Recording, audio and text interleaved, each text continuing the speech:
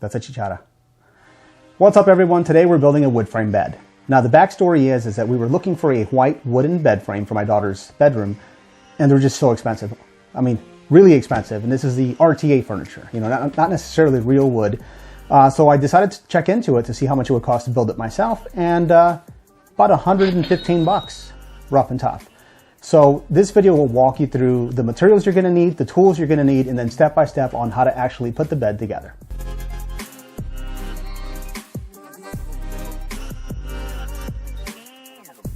Before we get started, just a quick message from our sponsor.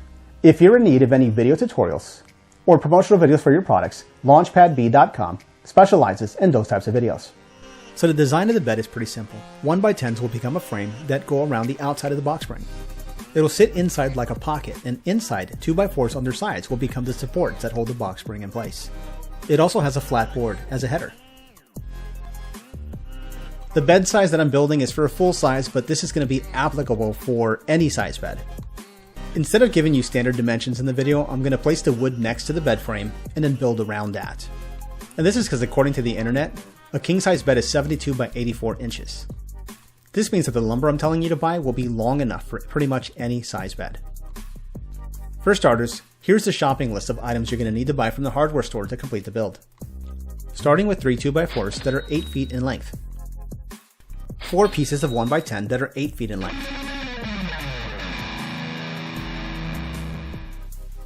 Now the store was out of the lumber I needed, so I had to improvise. So I ended up buying 2 1x12s that are 6 feet in length. These are for the headboard. Now ideally I wanted a 1x24 inch.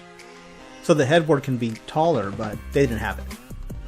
A box of 2.5 inch wood screws. To hold the headboard on, you'll need 4 4-inch bolts with washers and nuts.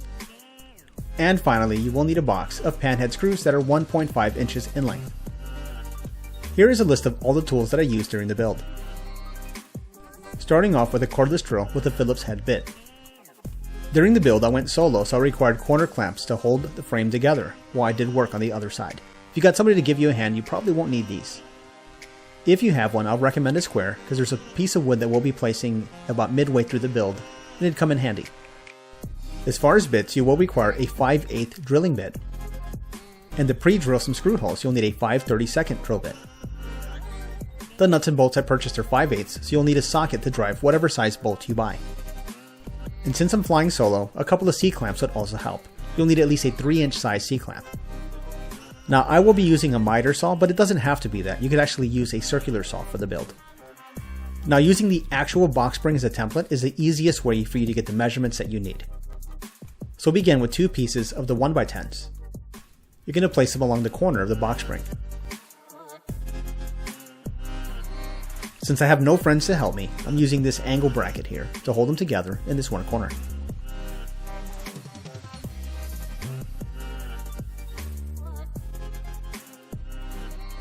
Then I'm going to make sure that both pieces of wood are flush in this one corner. What we're doing right now is we're measuring out the outer frame, or the larger frame that you see in the plan here. On the other side, I'm going to take 2 pieces of the 1x10s and place them on the opposite side. The 2 pieces are important because I want to leave a little bit of extra. Basically, if you make it too snug, the box spring won't go in there easily. Once everything's sandwiched in between the box spring real nice, go ahead and mark it. And again, 2 pieces of wood. Now you'll take the 2 pieces of wood and you're going to move them to the other side, and you're just going to repeat the process.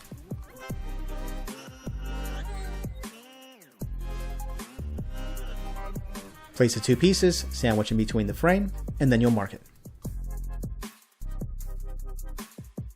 And the corner clamps are really useful if you don't have another set of hands.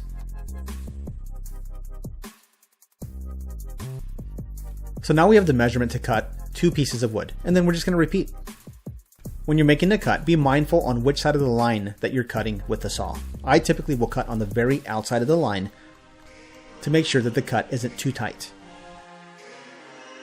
Now if you're looking for the exact measurement for a full-size bed, you can make the measurement at 54 11/16 inches.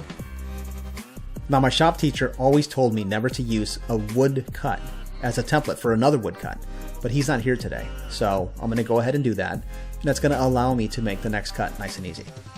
Now you'll have a pretty good length left over after making the cut, so you're going to save that remaining piece because it's going to be used for the headboard.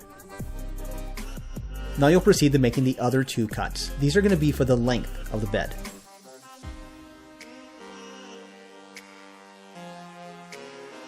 The exact measurement I came up with is 76 and 15/16 of a cut. And since Mr. Holloway's not here, we're going to do this again. I'm going to use the first cut as a template for the other cut.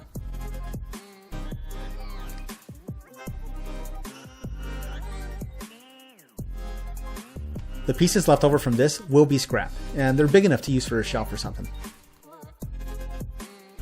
So now you're going to make a pair of one of the longer and shorter pieces that you cut, and we're going to make a corner out of them. And I'm working on a table so I don't have to be on the floor. The plan here is for the shorter pieces, the one for the footers, are going to go inside of the longer pieces. They'll be sandwiched within. Here's a top view. So again, shorter piece in between or sandwiched between the longer pieces that run the length of the bed. And again, since I have no friends, we're going to use the angle bracket.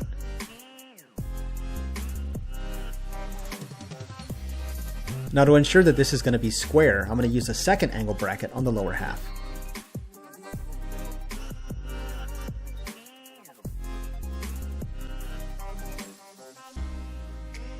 Use the 5/32 drill bit, and we're going to drill 3 pilot holes before we insert the screws.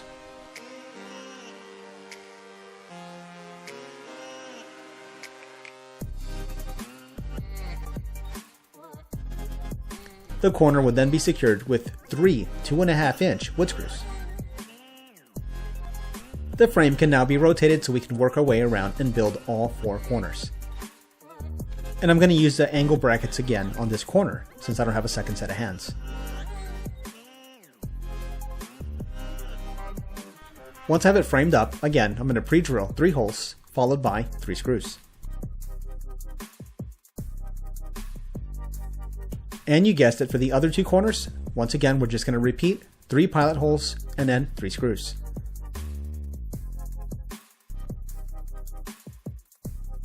Once the frame is built, we're going to go ahead and build the supports that go inside the frame, starting with a 2x4. Basically lay it inside. You'll align one edge on one side, and then on the other side you're going to draw a line. Now this isn't exact, but it's going to get you really close.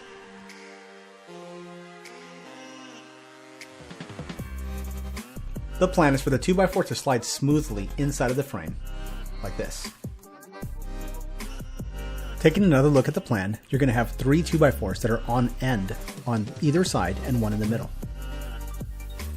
If you want the precise measurement, it's 54 9/16 inches. So back to it, we're going to slide the piece, and this is at the foot of the bed, or the head. You're going to make sure that it's flush along the edges. Then you're going to go ahead and pre-drill 2 pilot holes. 2 screws will then be used to secure the 2x4 in its position. And then on the opposite side, you're just going to repeat. A second cross member will be placed in the middle of the bed, and you're going to use your square for this step. This will ensure that the board is squared on both sides. From there, you'll secure it with 2 screws. Then repeat on the other side. The third cross member will be placed on the head or the foot, depending on which side you want of the bed. And again, you're securing it on both sides with the 2.5-inch screws.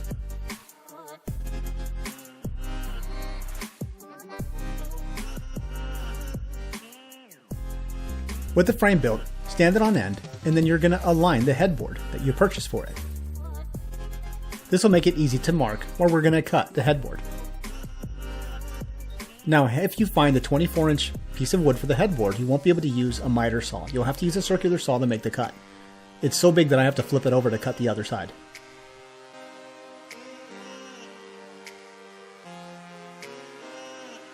The exact measurement is 56 1/8 inch width for the headboard. And again, since I only found 12-inch pieces, I'm going to have to repeat the cut to cut the next length.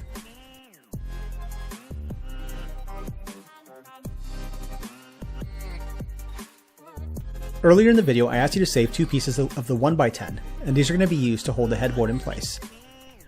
These particular pieces are going to be held in place with the bolts.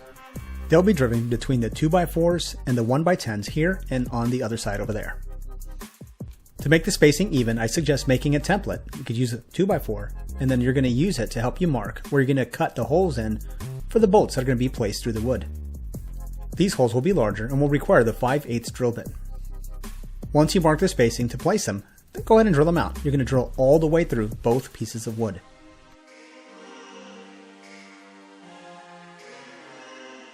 When you're done on one side, you just repeat it on the opposite side. Align one of those remaining pieces of 1x10s with the holes you just drilled.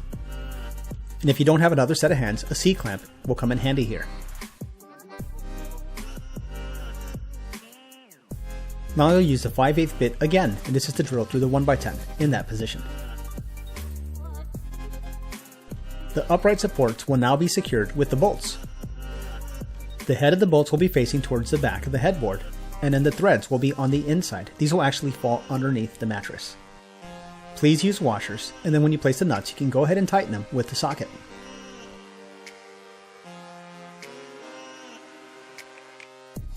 Now you'll repeat to place the second headboard support.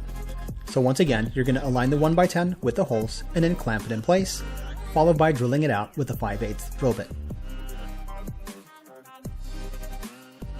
And you guessed it, repeating again with the bolts.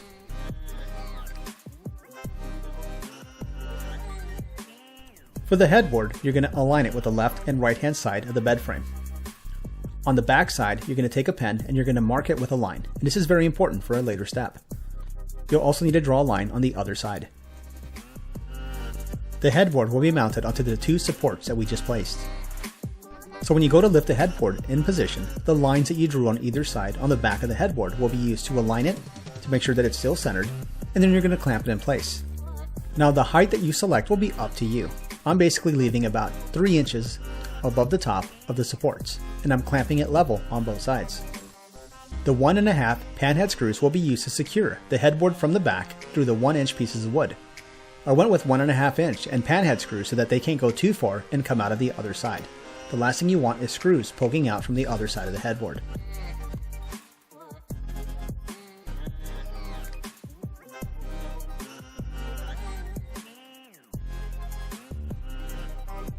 At this point, the bed is pretty much assembled. It will be too large to carry into the house already assembled, so therefore the bolts that we used make it easy to remove the headboard and then replace it when we get back inside. So go ahead and disassemble the headboard by removing the bolts of the washers.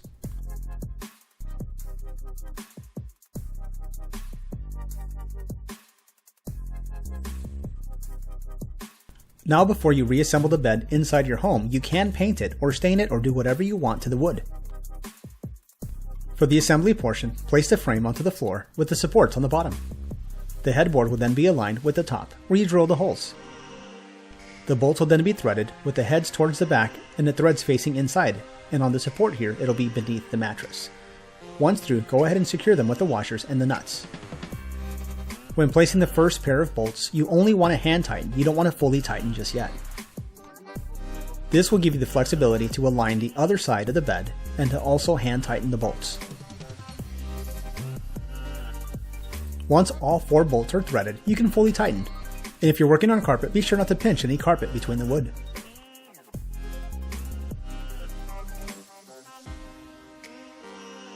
With the bed fully assembled, make sure it's in the right position.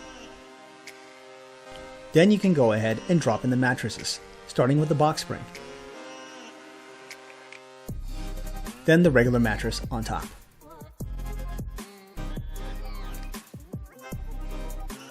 And if you're feeling generous, go ahead and make the bed for whoever's sleeping in it.